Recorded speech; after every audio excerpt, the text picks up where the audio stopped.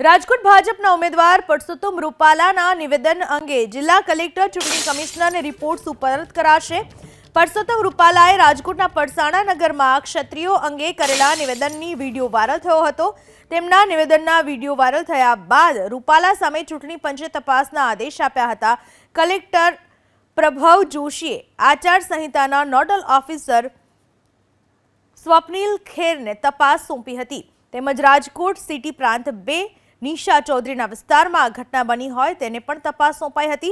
બંને અધિકારીઓએ સતત 4 દિવસ તપાસ કરી રહ્યા છે। પરસોત્તમ રૂપાલા વિડીયોમાં જે બોલ્યા હતા એ સંપૂર્ણ વિડીયો સહિતની બાબતો ચકાસવામાં આવી છે। મળતી માહિતી પ્રમાણે તપાસનો રિપોર્ટ તૈયાર થઈ ચૂક્યો છે, ત્યારે આ રિપોર્ટ રાજ્યના મુખ્ય ચૂંટણી કમિશનરને સોંપવામાં આવશે। પરસોત્તમ રૂપાલાએ જે નિવેદન આપ્યું હતું તેને લઈને વિરોધનો વંટોળ ઉઠવા પામ્યો છે। તો આ જે નિવેદન હતું તેને લઈને તપાસ સોંપવામાં આવી હતી। હવે આ નિવેદનને આધાર પર રાખી રિપોર્ટ તૈયાર કરવામાં આવ્યો છે અને આ રિપોર્ટ હવે ચૂંટણી કમિશનરને સોંપવામાં આવશે।